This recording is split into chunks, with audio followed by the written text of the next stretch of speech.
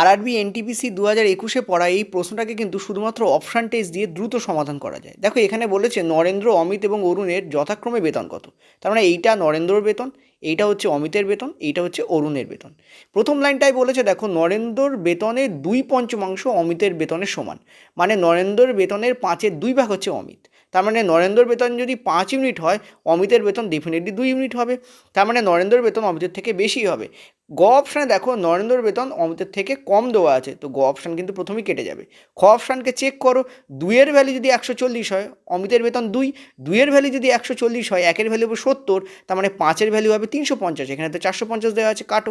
খ option check করো, 2-এর value যদি 180 হয়, 1-এর ভ্যালু হবে 90, তাহলে 5-এর ভ্যালু হবে 450, এটাই আমাদের কারেক্ট অ্যান্সার হবে।